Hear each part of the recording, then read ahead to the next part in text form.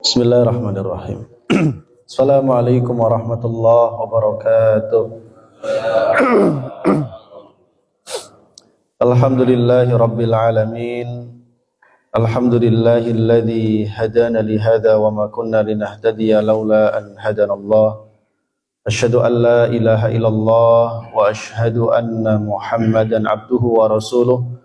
Allahumma salli wa sallim wa barik ala sayyidina Muhammadin wa ala alihi wa ashabihi wa man istanna bi sunnatihi wa da'a bi da'watihi ila yaumiddin. Amma ba'du, rabbi syrah li sadri wa yassir li amri wahlul 'uqdatam min lisani yafqahu qawli. Subhanaka la ilma lana illa ma 'allamtana innaka antal alimul hakim. Allahumma 'allimna ma yanfa'una wanfa'na bima 'allamtana wa zidna ilman ya rabbal alamin. Allahumma ati nufusana taqwaha wa zakkiha anta khairu man zakkaha anta waliyuha wa maulaha. Allahumma inna na'udzubika min qalbin la yakhsha' wa min ilmin la yanfa' wa min nafsin la tashba' wa min da'watin la yustajabu laha. Ma'asyiral muslimin, jamaah yang dimuliakan Allah Subhanahu wa taala, di pagi hari yang cukup dingin ini ya. Alhamdulillah kita bisa sampai di masjid ini melaksanakan sholat subuh berjamaah dan beribadah di masa-masa sulit. Itu tentu pahalanya lebih besar. Subuh yang dingin dengan subuh yang enggak dingin mesti semangatnya beda. Kalau subuhnya dingin kan narik selimut lebih enak, Pak. Ya, tapi yang rela meninggalkan selimutnya, ya, kemudian rela menguatkan diri menahan dinginnya air wudhu, datang ke masjid juga kena angin dingin juga, sampai masjid ke dalam juga dingin juga. Alhamdulillah, mudah-mudahan pahala kita berlipat ganda. Amin ya rabbal alamin. Pagi hari ini insyaallah kita akan kembali melanjutkan pembahasan kita masih terkait dengan sarana tazkiyatun nafas, yaitu tentang bab al-amru bil ma'ruf wan nahyu 'anil munkar. Bab tentang amar ma'ruf nahi munkar.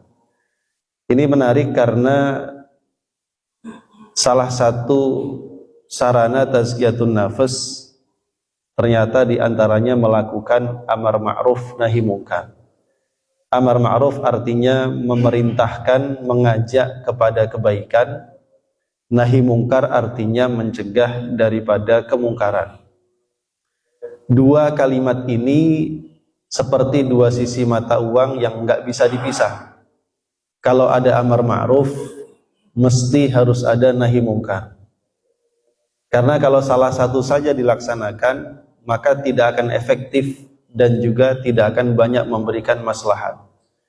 Amar ma'ruf ibaratnya seperti seseorang yang sedang menanam.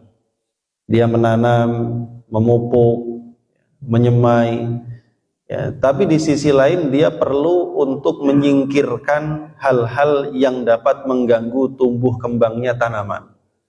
Hama seperti rumput, tikus, ya, wereng, ya, dan apapun yang semisalnya yang dapat menghalangi tumbuh kembangnya tumbuhan tersebut atau juga dapat merusak buahnya. Sehingga dua hal ini mutlak dilakukan, amar ma'ruf dan nahi mungkar. Yang menarik ma'asyiral muslimin jamaah rahimakumullah, amar ma'ruf nahi mungkar ini adalah satu perkara yang sangat penting di dalam Islam. Bahkan disebutkan merupakan al-qutbul a'zam fid din, merupakan pusat paling besar dalam urusan agama. Dan untuk urusan inilah Allah Subhanahu wa ta'ala mengutus para nabi dan rasulnya. Jadi nabi-nabi dan rasul-rasul yang diutus oleh Allah Subhanahu wa ta'ala, mereka semua dibebani tugas oleh Allah untuk melakukan amar ma'ruf nahi mungkar. Karenanya dalam setiap kisah-kisah para nabi, dari mulai Nabi Adam sampai dengan Nabi Muhammad SAW, mereka semua melakukan amar ma'ruf nahi munkar. Sehingga dengan demikian amar ma'ruf nahi munkar ini menjadi suatu keniscayaan suatu kewajiban yang kemudian dibebankan kepada umat yang mewarisi tugas-tugas Rasulullah Sallallahu Alaihi Wasallam, umat Islam. Sehingga kalau kemudian pekerjaan amar ma'ruf nahi mungkar ini kemudian diabaikan, maka sudah bisa dipastikan yang terjadi adalah kerusakan. Kerusakan akan semakin besar hingga akhirnya turunlah kemurkaan Allah Subhanahu wa ta'ala. Dan di dalam Al-Quran banyak sekali ayat-ayat Al-Quran yang berbicara tentang amar ma'ruf nahi mungkar, bahkan rata-rata bentuk kalimatnya itu kalimat perintah. Kalimat perintah dalam kaidah usul fikih menandakan ada hukum wajib. Sehingga kalau kemudian ditinggalkan, konsekuensinya adalah dosa. Nah, ma'asyiral muslimin jamaah rahimakumullah. Di antara ayat-ayat Al-Quran yang menunjukkan tentang kewajiban amar ma'ruf nahi mungkar adalah surah Ali Imran ayat 104. Allah Subhanahu wa taala berfirman, a'udzubillahi minasyaitonir rajim. Wal takum minkum ummatun yad'una ilal khair wa ya'muruna bil ma'rufi wa yanhauna 'anil munkar wa ulaika humul muflihun. Ada kalimat wal takun, maka hendaklah ada di antara kalian satu umat yang menyeru pada kebaikan, mengajak kepada kebaikan, memerintahkan kepada yang baik, mencegah daripada kemungkaran. Mereka itulah orang-orang yang beruntung. Kalimat wal takun di awal ayat ini jamaah rahimakumullah difahami oleh para ulama sebagai al-amru allati ma'nahu al-wujub, perintah yang memiliki arti wajib. Berarti wal takum minkum, wajib ada di antara kalian. Diwajib ada, harus ada di antara umat ini orang-orang yang menunaikan tugas amar ma'ruf nahi mungkar. Meskipun kemudian kewajiban ini apakah kewajiban setiap orang alias fardu ain, ataukah kewajiban sebagian orang alias fardu kifayah. Kalau fardu ain berarti seperti hukum sholat 5 waktu, setiap orang harus melakukan. Kalau ada yang tidak mengerjakan maka dia berdosa. Tapi kalau fardu kifayah berarti seperti pengurusan jenazah. Kalau sudah ada sebagian yang mengurus jenazah, maka yang lain tidak berdosa. Nah, di sini memang pendapat jumhur ulama, mayoritas ulama mengatakan kewajiban amar ma'ruf nahi mungkar itu bukan fardu ain tetapi fardu kifayah. Karena pekerjaan ini bukan pekerjaan yang kemudian bisa dilakukan banyak orang, karena berkaitan dengan masalah pemahaman seseorang terhadap kebaikan, pemahaman seseorang terhadap kemungkaran secara komprehensif. Karena kebaikan itu bertingkat-tingkat, begitu pula kemungkaran itu bertingkat-tingkat. Karenanya kalau setiap orang kemudian merasa wajib amar ma'ruf nahi mungkar, boleh jadi akan terjadi banyak gesekan. Karena terjadinya perbedaan pandangan dalam melihat kebaikan dan keburukan. Ya. Sebagian orang melihat bahwa kalau memperbaiki masyarakat harus dimulai dari paling atas, penguasanya dulu harus diperbaiki. Ya. Sebagian lagi mengatakan, oh enggak, kalaupun penguasanya baik, kalau rakyatnya enggak baik, enggak bisa. Jadi kalau memperbaiki masyarakat dari bawah dulu. Ini kan sudah beda tuh dalam urusan begitu. Dalam urusan masjid juga demikian. Macam-macam. Apa yang perlu diperbaiki dulu? Berbeda pandangan setiap orang. Karenanya memang di sini fardu kifayah adalah hukum yang lebih tepat. Meskipun dalam ruang yang lebih kecil, ya, setiap orang juga punya kewajiban amar ma'ruf nahi mungkar sesuai dengan tingkat kemampuannya masing-masing. Karenanya ada hadis Rasulullah SAW yang bunyinya, man ra'a minkum munkaron falyughayyirhu biyadihi. Siapapun di antara kalian yang melihat kemungkaran, maka hendaknya dia rubah dengan tangannya. Fa illam yastati' fa bilisanih, kalau dia tidak mampu maka dengan lisannya.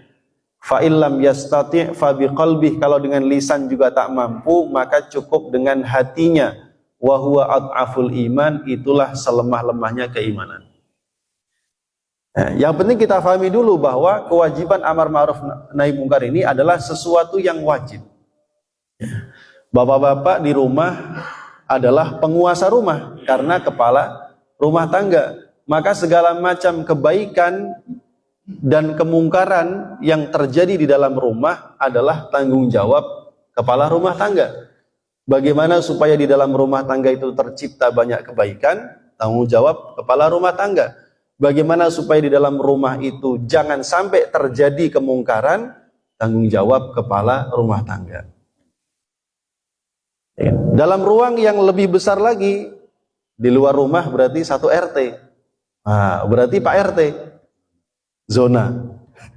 Ya kan? Yang punya kuasa di satu lingkungan itu di paling kecil RT namanya. Naik lagi ke atas Pak RW. Ini Pak RT, Pak RW datang. Alhamdulillah. Ya. Maka tanggung jawabnya terbagi-bagi. Ya. Nanti kata Pak RW, Pak Ustadz lebih wajib katanya. Ya. Nah, kesadaran ini perlu kita munculkan dalam diri kita, apalagi kita sebagai seorang muslim dan kita ingin menjadi muslim yang kafah, yang sempurna. Maka di antara yang menjadikan dan mengantarkan keislaman kita itu sempurna, itu bukan sekedar sholat, puasa, zakat, atau syiar-syiar ibadah saja, tapi juga di antaranya adalah amar ma'ruf nahi mungkar. Kita perhatikan di dalam ayat yang lain, Allah Subhanahu wa ta'ala itu memuji orang-orang yang beriman bukan sekedar karena sholat dan puasanya saja, tetapi juga karena mereka melakukan amar ma'ruf nahi mungkar. Dalam surah At-Taubah ayat 71, wal mu'minuna wal mu'minatu ba'duhum awliya'u ba'd. Orang-orang beriman laki-laki dan perempuan, sebagian mereka adalah penolong bagi sebagian yang lain. Ya'muruna bil ma'ruf wa yanhauna 'anil munkar wa yuqimunas shalah. Mereka menjadi penolong satu sama lain kalau mereka memiliki sifat ya'muruna bil ma'ruf, mengajak pada kebaikan, wa yanhauna 'anil munkar, mencegah dari kemungkaran, wa yuqimunas shalah, dan mendirikan salat. Jadi di samping mendirikan salat, di situ ada amar ma'ruf nahi mungkar. Yang menarik lagi dalam ayat yang sangat populer Ali Imran 110, Allah Subhanahu wa taala berfirman, kuntum khaira ummatin. Kalian adalah sebaik-baik umat, umat yang terbaik, the best. Ukhrijat linnasi, yang pernah dikeluarkan kepada umat manusia. Kenapa? Ta'muruna bil ma'ruf wa tanhauna 'anil munkar. Rupanya gelar khairu ummah itu kita dapatkan selama kita mau mengerjakan namanya amar ma'ruf nahi mungkar. Jadi kalau tidak amar ma'ruf nahi mungkar, maka khairu ummah itu nggak kita dapatkan. Kita tidak akan menjadi umat terbaik, tidak akan menjadi masyarakat terbaik. Nah, apa korelasinya dengan tazkiyatun nafs ya rahimakumullah? Tazkiyatun nafs itu proses membina diri, menghiasi diri dengan akhlak mulia. Proses mendidik diri kita menjadi orang yang baik, orang yang saleh. Dan tentu untuk menjadi orang yang baik, orang yang soleh, kita membutuhkan lingkungan yang baik. Bagi orang-orang yang dewasa seperti kita, mungkin kita bisa mengendalikan diri untuk melakukan sesuatu yang baik dan menahan diri dari sesuatu yang tidak baik. Ya, walaupun kadang-kadang kepleset juga gitu manusia.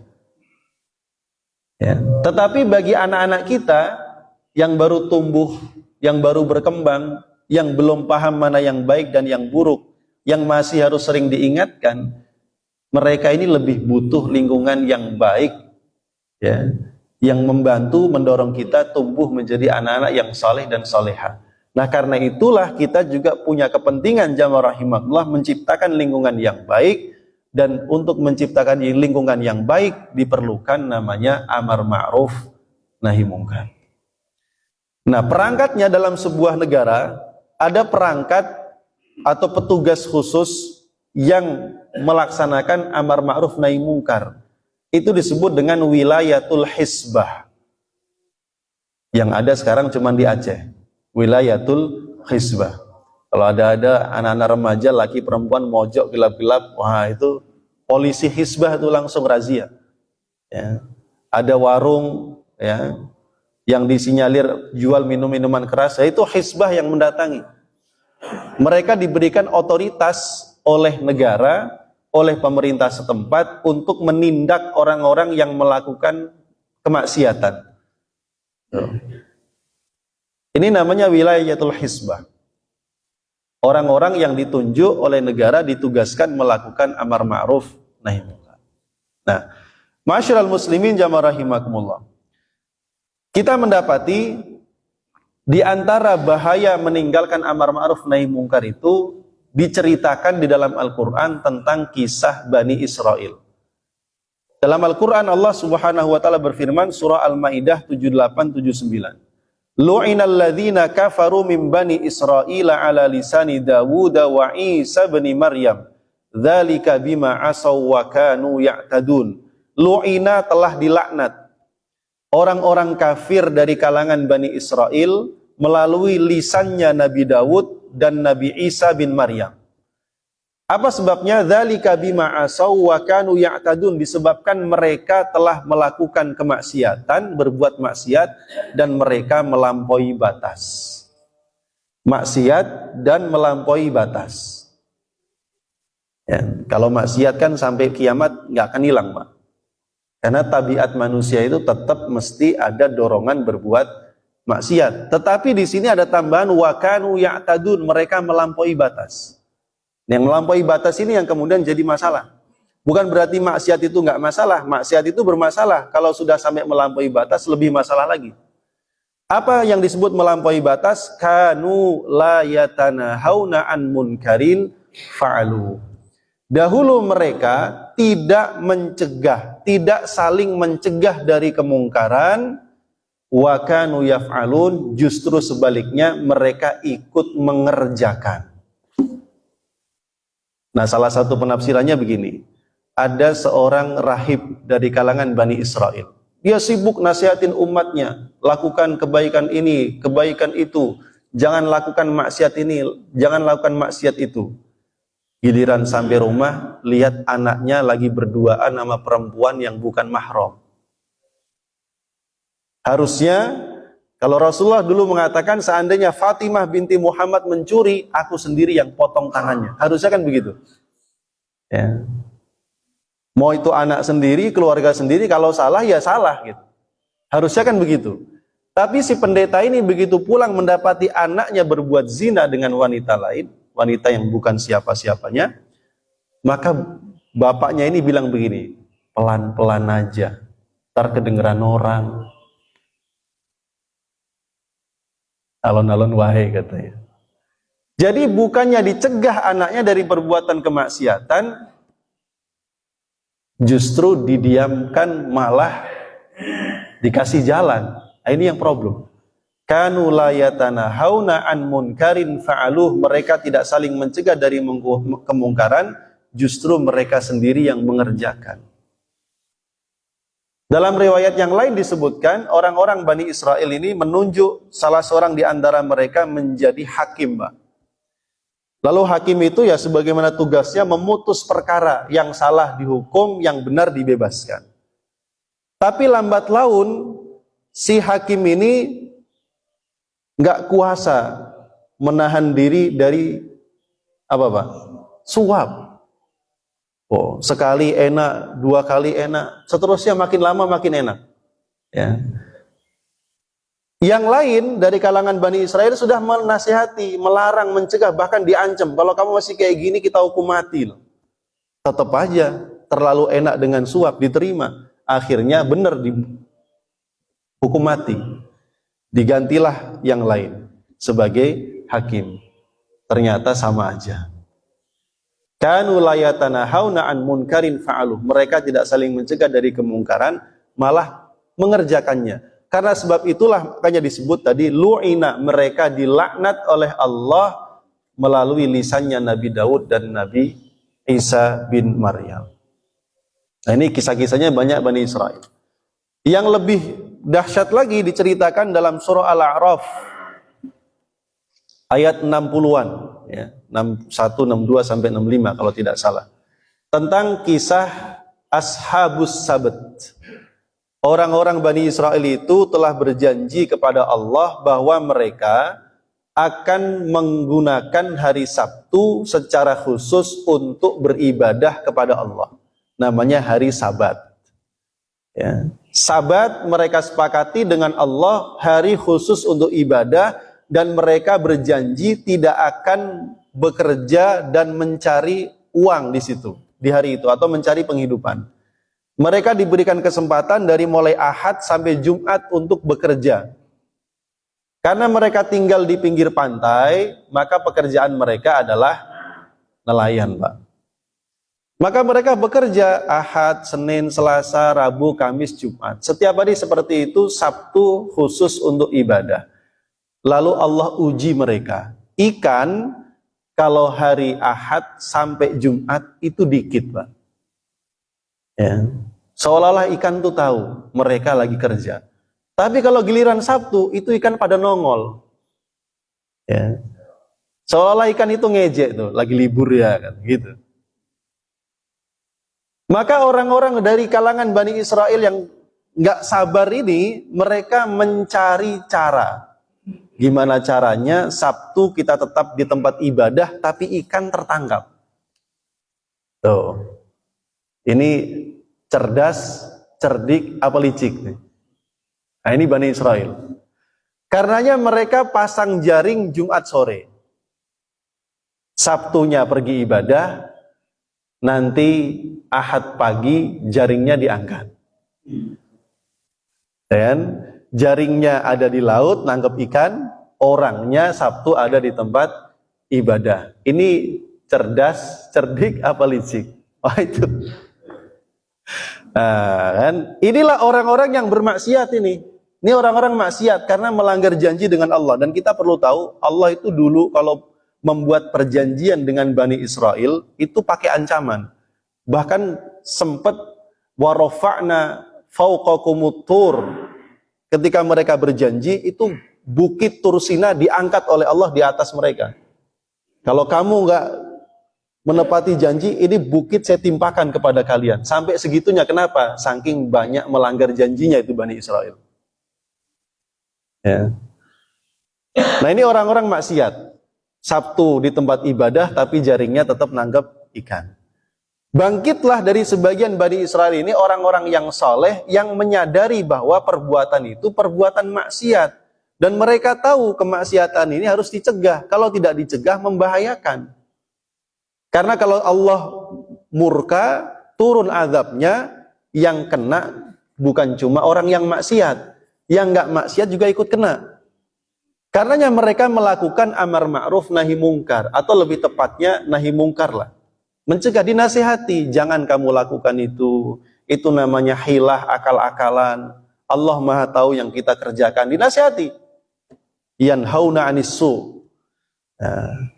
Lalu muncul golongan ketiga, mengomentari yang amar ma'ruf nahi mungkar. Tuh. Lima ta'iduna qaumanillahu muhlikuhum. Kalian ngapain sih nasihat-nasihatin orang-orang yang maksiat itu? Biarin aja yang maksiat dia, ya, yang durhaka dia, nanti yang diazab dia. Ya, persis kata-katanya Kiai Haji Zainuddin MZ almarhum. Yang maksiat gua, pakai duit gua gitu. Apa urusan lu gitu ya? Ini komentator, Pak. Orang-orang soleh tapi golongan komentator gitu. Ya. Lihat kemungkaran, diem saja. Giliran ada orang yang mencegah, komen. Ya, berarti ada berapa golongan? 3 ya.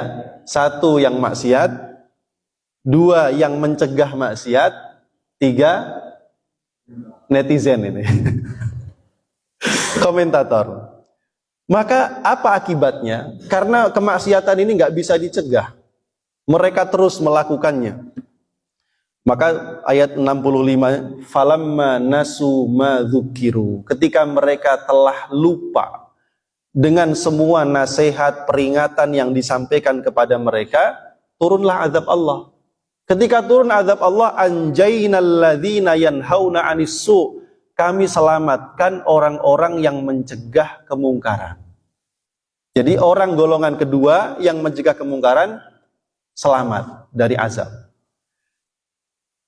Wa akhadna alladzina dzalamu bi'adzabin ba'isin bima kanu yafsukun, dan kami timpakan kepada orang-orang yang zalim, orang-orang yang fasik tadi, azab yang sangat pedih. Golongan pertama yang masang jaring Jumat ngambilnya Ahad pagi, binasa. Dan golongan kedua yang amar ma'ruf nahi mungkar selamat, golongan pertama yang maksiat hancur, binasa. Pertanyaannya, Quran tidak menyebutkan golongan ketiga. Golongan komentator nasibnya gimana? Itu tidak ada, Pak. Cari ayat setelahnya, itu tidak ada. Ya. Nah, di antara azab yang ditimpakan kepada orang-orang yang maksiat tadi adalah dikutuk oleh Allah jadi kera.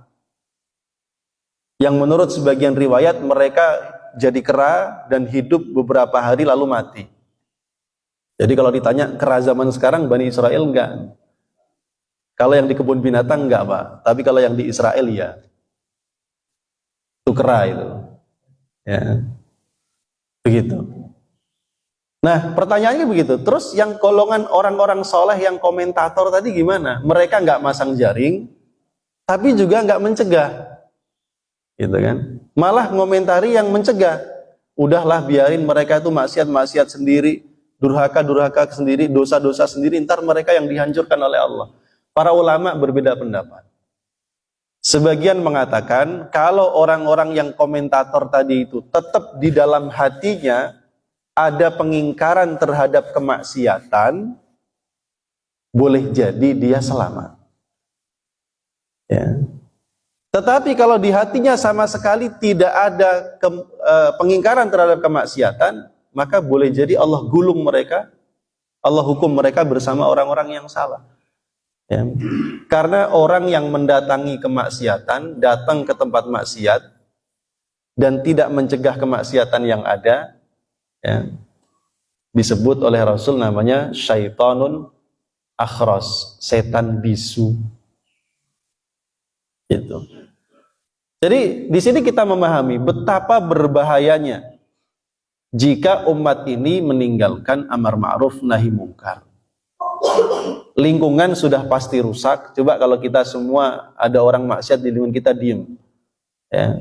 Minggu ini ada satu pojokan orang main judi misalkan, main judi loh ya. Terus kita diem, ya, biarin dah mereka urusan mereka, bukan urusan kita. Ya. Maka orang yang berbuat maksiat berupa judi ini akan ngomong, aman di sini mah, nggak apa-apa. Ya. Maka besok mereka ngundang yang lain, Pak. Dari satu pojok nanti jadi 2 pojok, 3 pojok, 4 pojok, 5 pojok. Akhirnya seluruh pojokan ini main judi. Karena semuanya diem. Ya. Makanya kalimat nanti dalam Al-Quran, وَقُلْ جَاءَ الْحَقُّ وَزَهَقَ الْبَاطِلِ إِنَّ الْبَاطِلَ كَانَ زَهُوقًا. Katakan Muhammad, kebenaran telah datang, maka yang batil itu akan lenyap. Dan yang batil itu pasti lenyap. Tapi kalimatnya menarik. Ja'al haqqu. Ja'a itu telah datang, artinya aktif. Kebaikan, kebenaran harus aktif disuarakan. Harus aktif kita ajak orang kepada kebaikan. Kalau kebaikan tumbuh subur di suatu lingkungan, kebatilan tidak punya ruang untuk tumbuh. Gitu, Pak. Nah, ini perlu sinergi memang. Ya, ini perlu sinergi. Ya. Dari atas sampai bawah, semua lini, ya, harus sinergi. Kalau enggak, sulit memang. Ya. Baik, ma'asyiral muslimin jamaah rahimakumullah. Adapun hadis-hadis yang menjelaskan tentang pentingnya amar ma'ruf nahi mungkar ini Juga disebutkan dalam beberapa riwayat oleh Ummul Mukminin Aisyah radhiyallahu anha, sebagian lagi Ummu Salamah radhiyallahu anha. Ada juga riwayat Abdullah bin Abbas radhiyallahu anhuma bertanya kepada Rasulullah sallallahu alaihi wasallam, "Ya Rasul, afanahlik wa finas salihun?" Ya Rasulullah, apakah mungkin kami dibinasakan oleh Allah padahal di tengah-tengah kami masih banyak orang soleh? Kan kalimat ini benar itu. Di tengah kami yang soleh banyak, masjid penuh. Ya. Maka Rasul mengatakan, "Na'am, iya, tetap dibinasakan oleh Allah. Kapan? Idza kathural khobath." Jika kemungkaran, kemaksiatan dibiarkan merajalela. Berarti orang soleh di situ nggak guna, Pak. Orang soleh di situ nggak ada manfaatnya. Karenanya yang diinginkan Islam itu nggak cuma soleh, tapi juga muslih. Soleh itu baik dirinya sendiri. Kalau muslih bisa memperbaiki orang lain. Nah, ini penting. Ya. Ma'asyiral muslimin jamaah rahimakumullah. Di dalam hadis-hadis yang lain disebutkan riwayat Imam Tirmidzi, ya, dari Umar bin Khattab radhiyallahu an, dari hadis Hudzaifah ibnul Yaman, Rasulullah sallallahu alaihi wasallam bersabda, "La ta'murunna bil ma'ruf wa la tanhauna 'anil munkar aw la yusallitannallahu 'alaikum syirarakum tsumma yad'u khiyarukum fala yustajabu lahum." Kalian harus melakukan amar ma'ruf nahi mungkar, kata Rasul. Kalian benar-benar harus lakukan amar ma'ruf nahi mungkar. Atau kalau tidak, kalau kalian mengabaikan hal ini, Allah akan kuasakan atas kalian, Allah jadikan pemimpin kalian orang-orang terburuk kalian. Sampai begitu efeknya. Ya kan, kebayang Pak, kalau orang se-Indonesia ini diem semua dengan korupsi, nah, akhirnya yang maju pilpres kan koruptor. Ya kan Pak? Tuh. Itu kan contoh lainnya begitu. Tapi kalau kita cerewet, enggak, jangan yang ini track recordnya enggak bagus. Bersuara kita menyampaikan, ya enggak kepilih kan begitu. Ya. Tsumma yad'u khiyarukum, yang paling parah lagi, kalau sudah dijadikan yang paling buruk jadi pemimpin kalian, kata Rasul, kemudian orang terbaik kalian berdoa, dan doanya tidak dikabulkan oleh Allah. Nah, hadis yang lain dari Al-Urs bin Umairah, Rasulullah sallallahu alaihi wasallam bersabda, "Innallaha la yu'adzibul khassah bidzunubil ammah." Allah tidak akan mengadab orang-orang tertentu disebabkan dosa orang awam. Hatta yural munkaru baina adhurihim, sehingga kemungkaran itu dilihat secara terang-terangan, terlihat secara terang-terangan. Wahum qadiruna ala an yunkiruhu fala yunkirunahu, dan mereka mampu mencegahnya tapi mereka tidak melakukan. Jadi azab Allah, kemurkaan Allah itu akan turun menimpa satu kampung, meskipun di kampung itu tadi ada orang-orang soleh. Orang yang soleh pun ikut kena. Kenapa ikut kena? Karena mereka melihat kemungkaran terang-terangan, mereka mampu mencegah, bisa bersuara, tapi mereka memilih diam. Karenanya kita memahami kenapa ya ada ulama di Jawa Timur ya mengusulkan kepada MUI Jawa Timur mengeluarkan fatwa haram sonhore. Itu sebagai tugas ulama amar ma'ruf nahi mungkar, karena tugasnya begitu, mengingatkan umat ini sudah gak baik, madorotnya lebih besar, harus diingatkan. Dan salah satu proses cara mengingatkannya dengan fatwa, maka dikeluarkanlah fatwa ya. Tinggal kita lihat yang menentang fatwa itu siapa gitu kan, kita lihat tuh kubunya ya. Dan ternyata setelah diusulkan, dimasukkan ke MUI Jawa Timur mengesahkan fatwa itu. Nah, karena memang sonhorek itu cuman fenomena yang lumrah di Jawa Timur, maka fatwanya ya MUI lokal. Kalau seandainya itu jadi sesuatu yang umum se-Indonesia, pastilah MUI pusat yang turun tangan begitu Pak. Jadi seperti demikian. Ini tugas amar ma'ruf nahi mungkar ya. Nah, Dalam Al-Quran ayatnya wattaqu fitnatal la tusibannal ladzina dzalamu minkum khassah. Takutlah kalian terhadap fitnah, maksudnya fitnah itu adalah murka Allah, azab yang tidak akan menimpa orang-orang khusus di antara kalian. Nah ini jadi kita kebayang nih. Dulu di zamannya Nabi Musa alaihissalam, Nabi Musa berdoa, ya Allah, jangan hukum kami semua disebabkan karena kesalahan orang-orang bodoh di antara kami. Ya. Ini yang berdoa Nabi Musa. Nah sekarang Nabi Musa nggak ada, Pak. Nabi Muhammad nggak ada. Kalau dalam Al-Quran memang ada, ya, surah Al-Anfal itu. Ya. Apa? Artinya begini. Dan Allah tidak akan mengadab kalian selama engkau, wahai Muhammad, masih berada di antara mereka. Gimana ayatnya Pak Haji? Saya lupa. Ya. Dan Allah tidak akan menimpakan azab kepada mereka selama di antara mereka masih ada orang-orang yang beristighfar. Ayatnya begitu. Artinya, jadi di antara yang menolak azab Allah itu dua dalam ayat itu. Pertama adalah keberadaan Nabi Muhammad SAW. Yang kedua keberadaan orang-orang yang beristighfar. Itu. Nah, satu dari dua ini sudah nggak ada.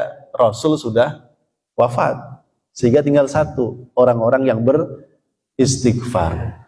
Tapi kalau kita korelasikan dengan hadis-hadis tadi, kenapa kemudian Rasul mengatakan bahkan satu kaum yang masih banyak orang soleh sekalipun tetap dibinasakan Allah. Kenapa? Karena mereka tidak melakukan amar ma'ruf nahi mungkar. Sehingga di sini tidak cukup hanya dengan banyak beristighfar saja. Bikinlah istighotsah sebanyak-banyaknya. Tapi kalau kemungkaran didiamkan nggak pengaruh. Itu.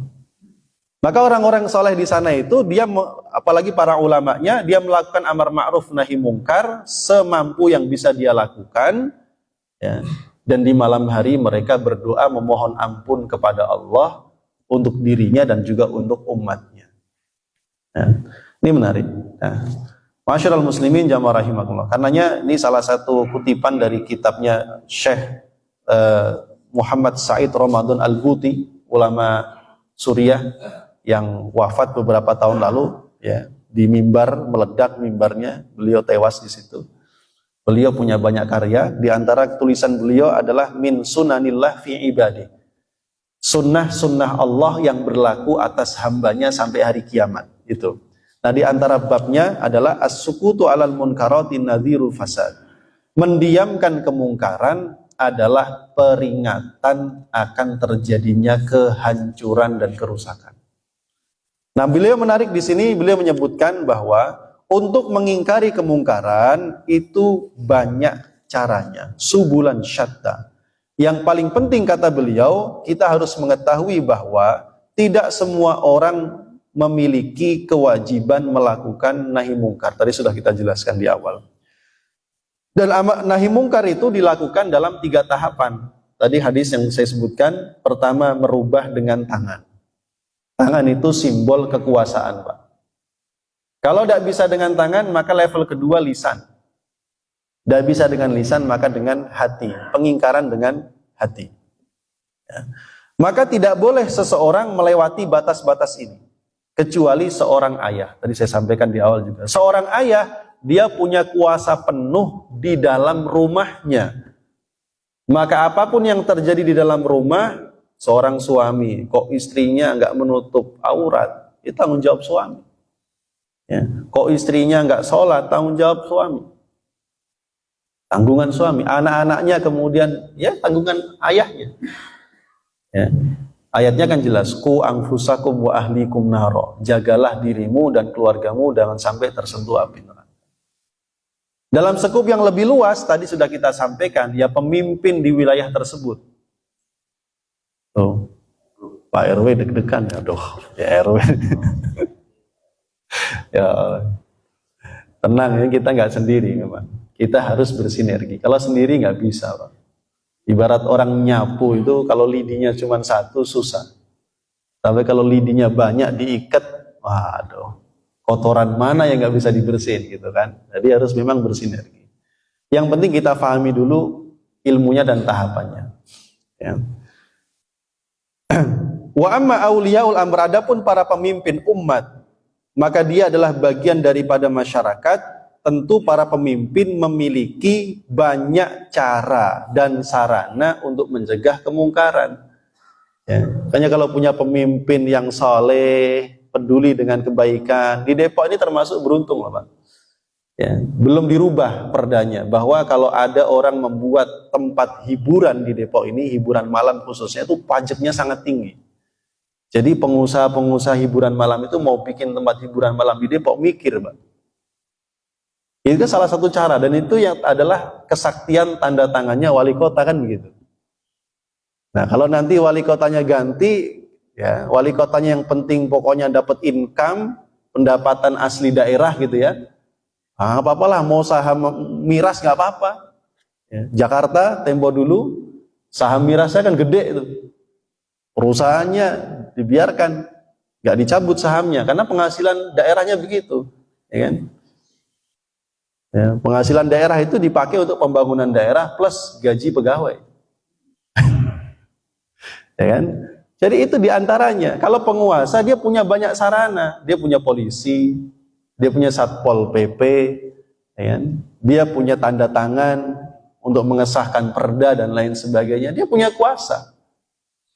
Karena ini di sini kita kemudian menjadi faham betapa pentingnya umat ini tidak hanya ngurus masjid saja, tapi urusan kehidupan secara penuh. Dan hidup itu nggak cuma di masjid, di pasar juga hidup, di jalan juga hidup, ya.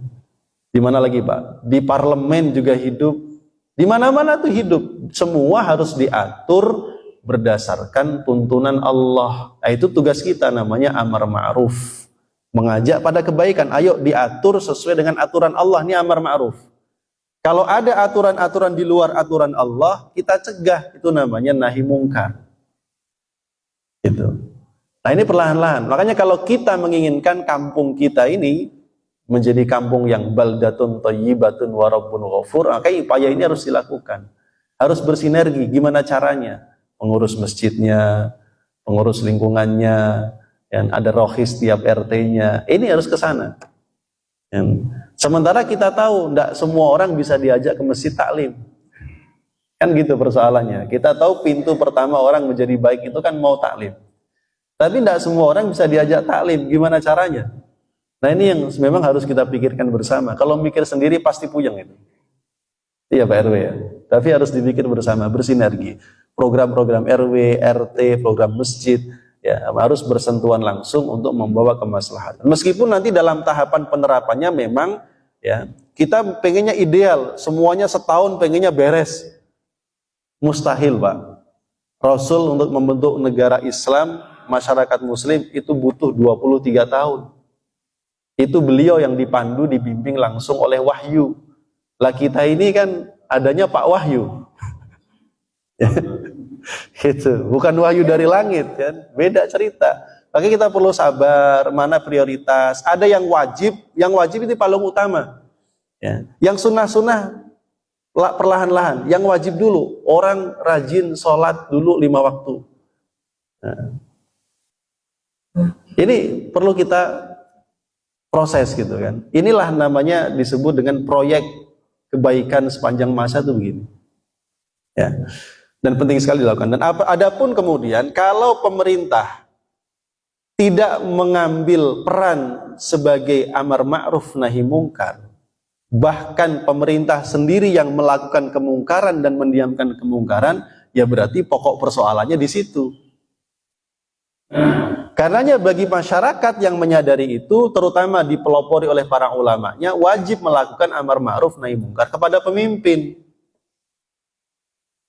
Nah, pertanyaannya sampai batas mana diperbolehkan? Kalau Syekh Muhammad Said Ramadan Al-Buti mengatakan segala macam sarana yang berkaitan dengan menyampaikan secara lisan itu yang bisa digunakan. Ulama tidak punya kuasa dan tidak boleh menggerakkan masyarakat mengangkat senjata, tidak boleh. Itu. Apalagi di negara kita Indonesia ini kita demo diperbolehkan. Ya paling banter ya demonstrasi itu, yang penting dengan cara yang tertib, damai dan tidak anarkis, kan begitu. Ya. Ini fatwa di Indonesia ya, berlaku di Indonesia. Kalau fatwa di luar Indonesia kita tentu tidak tahu karena berkaitan dengan kemaslahatan negara masing-masing. Kalau di Saudi jelas tidak mungkin ada demo karena memang dilarang oleh negaranya. Tapi di Indonesia demonstrasi itu diperbolehkan sebagai sarana untuk menyampaikan aspirasi masyarakat. Gitu. Ya, orang Pati demo. Besok tanggal 13 pengen pulang saya, Pak.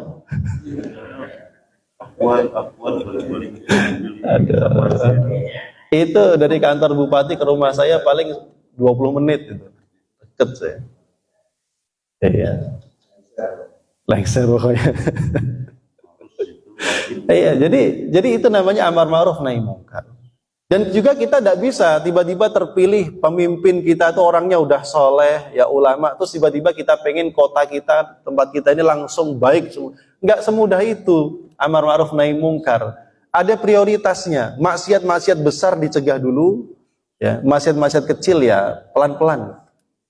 Begitu. Ya. Jadi tidak bisa kayak main sulap langsung berubah, itu enggak. Karena semuanya perlu proses. Ya, gitu. Nah, masyarul muslimin jamaah rahimakumullah, demikian ini ya pembahasan kita terkait dengan penting dan kewajiban kita terkait amar ma'ruf nahi munkar. Harus jadi perhatian kita, dan ini proyek seumur hidup. Dan kalaupun kita mati, ya, maka ini harus dilanjutkan oleh generasi berikutnya supaya kampung kita, negeri kita ini tetap terjaga. Ya. Terjaga, tetap berada di atas rel yang Allah kehendaki. Paling tidak kalau kita sudah memulai ya, membuka jalan, ya, kita sudah lepas tanggung jawab di hadapan Allah Subhanahu wa taala. Kalau seandainya ya naudzubillah gitu ya, turun murka Allah, ini mudah-mudahan enggak. Indonesia termasuk dalam tanda kutip ya, itu kita masih seneng lah karena kegiatan keagamaan masih difasilitasi dengan baik. Walaupun kerusakan di sana sini yaitu berkaitan dengan masalah sistem dan lain sebagainya. Nah, ini perlu kita mulai, kita bahas di dalam program-program kita di lingkungan supaya ya paling tidak karena skup kita, skup RT, skup RW, yaitu yang kita bisa coba lakukan. Wallahu a'lam bishawab, demikian yang bisa disampaikan, kurang lebihnya mohon dimaafkan. Masih ada beberapa menit sampai waktu sholat, ada 8 menit. Jika ada yang hendak didiskusikan, kami persilakan. Wis, mantap. Assalamualaikum warahmatullahi wabarakatuh. Salam warahmatullahi wabarakatuh. Tadi disebut di dalam lingkup terkecil jadi keluarga.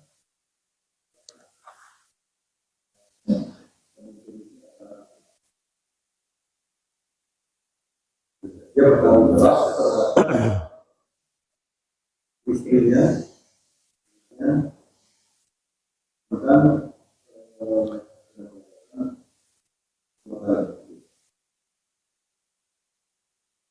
kalau seorang kaya kemudian juga Melakukan amar ma'ruf nahi munkar, tapi tidak berhasil.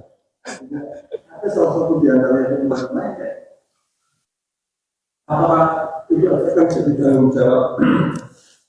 Ya, barangkali tidak ada apa-apa.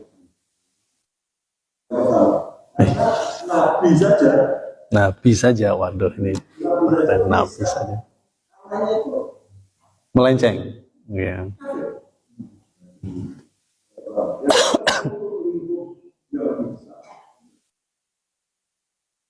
Kalau tadi disebut seandainya dia problem itu adalah penguasa, kemudian ulama itu memberikan setelah yang bisa. Kenapa? Karena kalau penguasa itu mempunyai banyak instrumen untuk membuka, karena memberikan,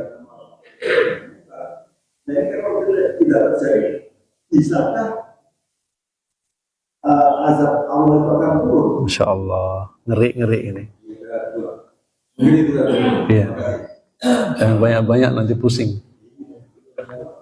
Yang pertama, jamaah rahimakumullah, berkaitan dengan kehidupan rumah tangga. Jadi tugas kita harus kita pahami, tugas amar ma'ruf nahi mungkar itu sebagaimana tugas para nabi dan rasul. Nabi dan rasul itu hanya bertugas menyampaikan saja. Menyampaikan. Meskipun dalam tahap tertentu kalau dibilang agak maksa ya maksa untuk urusan yang memang tidak bisa tidak. Itu memang agak maksa, harus. Contoh perintah sholat. Ya kan? Anak kita itu kalau udah umur 10 tahun kok diperintah sholat tidak mau, apa kata Rasul? Fadribuhum 'alaiha. Pukullah mereka itu karena ninggalin sholat. Nah, ini menarik kalimatnya. Memukul karena meninggalkan sholat. Memukul itu simbol artinya ketegasan. Nggak mesti harus dipukul juga. Kalau dipelototin udah jalan ya cukup, Pak. Begitu. Kalau dipelototin udah sampai keluar matanya nggak maju juga, baru tuh. Bahkan sebagian ulama mengatakan gantungkan cambuk di rumahmu. Untuk apa? Biar orang satu keluarga paham bahwa kita ini tegas dalam kebaikan. Gitu loh. Ya. Insya Allah keluarga itu akan paham. Gitu kan? Tapi harus diimbangi dengan kasih sayang di dalam hal yang lain, gitu kan, mengapresiasi kalau dia udah mau sholat, mau berbuat baik, ya kita apresiasi lah. Kita kasih hadiah atau kita puji paling tidak. Itu seperti demikian. Nah, kalau kita sudah melaksanakan sampai batas yang bisa kita lakukan, anak itu tumbuh dewasa, kemudian dia bergaul keluar, yang kita sudah juga berusaha memilihkan lingkungan yang terbaik, sekolah yang baik, kampus yang baik, lingkungan pekerjaan juga kita tanya, kamu kerja di mana, lingkungannya siapa, kita perhatikan begitu kan. Ternyata dalam perkembangannya dia salah pergaulan.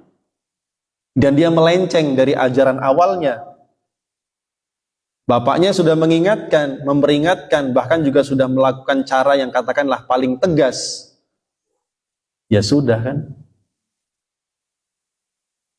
Maka seorang ayah tidak akan lagi dibebani di sisi Allah tanggung jawab kalau dia sudah melakukan. Tetapi kan ini kita tanya, terus kita ngingetin sampai kapan? Kan gitu pertanyaannya. Ya sampai mati, Pak. Kalau selama kita ini masih hidup, kita melihat anak kita masih melakukan kemungkaran, ya kita larang, kita cegah, kita ingatkan. Sampai kita mati. Kalau sudah mati, ya sudah. Kembali kepada diri kita, diri masing-masing. Ya. Dan dalam proses amar ma'ruf nahi mungkar, yang paling penting kita harus memiliki optimisme, Pak. Karena orang itu ada masanya. Ada masanya boleh jadi dia akan sadar. Mungkin hari ini kita ingatkan belum sadar. Barangkali bulan depan sadar. Bulan depan belum, mungkin tahun depan, Pak. Ya. Sampai kita mati nggak sadar juga. Mudah-mudahan sebelum dia mati sadar. Itu harus begitu optimis, nggak boleh tidak, apalagi masih berstatus muslim gitu loh. Dan kecuali dia sudah keluar agama, ini yang memang menyedihkan kalau sampai meninggalkan agama. Tapi insya Allah anak yang ditumbuh di keluarga yang memang sangat kuat agamanya, ya itu tingkat keamanannya jauh lebih tinggi. Walaupun juga kita saksikan sebenarnya, ya, hari-hari setahun ke belakang itu ada anak kiai, ibunya hafal Quran, dia sejak kecil dia hafal Quran juga, tapi gedenya gara-gara salah kuliah, salah pergaulan, jadi menentang Quran, buka hijab, ya, meragukan keaslian Quran dan lain sebagainya. Naudzubillah min dzalik. Ada juga begitu. Ya, itu yang pertama. Jadi kalau kita sudah melakukan kewajiban kita, ya sudah. Jadi kembali kepada, karena orang itu kan begitu dia masuk usia balik, Pak. Anak itu kalau sudah masuk usia balik, dia punya pilihannya sendiri sebenarnya. Tetapi bukan berarti kita biarin, dah tanggung jawab Bapak sampai sini ya, kamu urus dirimu sendiri. Mau benar mau salah, nggak boleh begitu juga. Tetap diingetin gitu loh. Ya. Tuh. Yang kedua berkaitan dengan masalah penguasa ya. Penguasa yang zalim, bukannya amar ma'ruf nahi mungkar, malah dia membungkam orang yang amar ma'ruf nahi mungkar. Saya kemarin dengerin berita, ya, ada 8 orang ditangkap karena merugikan bandar judi online. Nah ini 8 orang ditangkap karena merugikan bandar judi online. Coba ini kan kontradiksi kan? Judi online itu selama ini merugikan masyarakat, bahkan bikin orang bunuh diri, suami bunuh istri, istri bunuh suami. Sekarang ada orang yang kreatif gitu ya. Walaupun ini persoalan nanti halal haramnya kan urusannya tetap dibahas gitu ya. Tetapi ada orang yang berusaha merugikan bandar judi, itu kan bagus gitu sebenarnya gitu dari sisi ini gitu ya. Paling tidak kerusakan yang dia perbuat itu lebih kecil, bahkan bisa merusak yang lebih merusak lagi. Gitu. Makanya dalam urusan amar ma'ruf nahi mungkar jamaah rahimakumullah ada kaidah begini, tidak boleh mencegah suatu kemungkaran apabila diyakini kalau yang mungkar ini dicegah justru menimbulkan kemungkaran yang lebih besar. Gitu. Nggak boleh. Contoh, pemimpinnya diktator. Kalau di demo malah dibunuh rakyatnya, maka jangan demo, Pak. Karena demo itu membawa kerusakan yang lebih besar. Itu begitu kaidahnya. Sebagaimana Ibnu Taimiyah melewati sebagian anak muda yang mabuk-mabukan. Beliau diam saja, diprotes sama muridnya. Kok Anda diam? Biasanya Anda orang paling tegas dalam urusan amar ma'ruf nahi mungkar. Nah, tahu nggak kamu? Ini anak muda ini, kalau dia nggak mabuk, kerjaannya gangguin anak orang. Daripada mereka gangguin anak orang, mendingan mabuk itu dosa besar, Pak. Tapi kerusakannya buat diri sendiri. Tapi kalau mereka nggak mabuk, sadar, mereka justru merusak orang lain. Sehingga madharat mereka sadar itu lebih besar daripada saat mereka mabuk. Begitu maksudnya. Jadi maksudnya bukan berarti dibiarin dan nanti pelan-pelan diajak meninggal. Itu satu kaidah gambaran saja. Jadi tidak boleh melakukan satu kemungkaran yang menjadikan kemudian menimbulkan kemungkaran yang lebih besar. Anak kita tidak sholat sunnah, contoh, nggak sholat taraweh lah, taraweh. Karena taraweh itu kan jadi tradisi, kebiasaan. Kalau nggak taraweh itu kan seolah-olah aib gitu kan di masyarakat kita. Anak kita nggak sholat taraweh, tapi dia masih komitmen 5 waktu. Maka jangan sampai menghukum anak kita gara-gara nggak taraweh, yang hukumnya hanya sunnah, yang nanti menjadikan dia jadi malas sholat semuanya. Oh, sudah sholat 5 waktu, cuman nggak taraweh dimarahin. Dah mulai besok saya nggak mau sholat. Ini kan repot malah, Pak. Satu contoh begitu. Ya. Tapi kalau sekiranya anaknya diingetin, dihukum nggak taraweh kok masih tetap nurut, ya nggak apa-apa, silakan saja. Itu kan kekhawatiran. Jadi seperti demikian. Ada tahapan-tahapannya. Jadi selama yang wajib-wajib tetap dikerjakan, yang haram-haram tetap ditinggalkan, ya, maka perlahan-lahan yang sunnah diajarkan, perlahan-lahan yang makruh diperintahkan untuk ditinggalkan, pelan-pelan. Karena bagaimanapun manusia itu kan bukan benda mati, bukan robot yang bisa disetel terus nyala sesuai keinginan kita, enggak. Manusia itu punya kehendak, punya keinginan. Wallahualam bishawab. Mungkin itu yang bisa saya sampaikan, kurang lebihnya mohon dimaafkan karena waktu sudah habis, ya. Kita cukupkan Pak Haji. Ya, kita akhiri dengan hamdalah dan doa kafaratul majlis. Alhamdulillahirabbil alamin. Subhanakallahumma wa bihamdika asyhadu an la ilaha illa anta astaghfiruka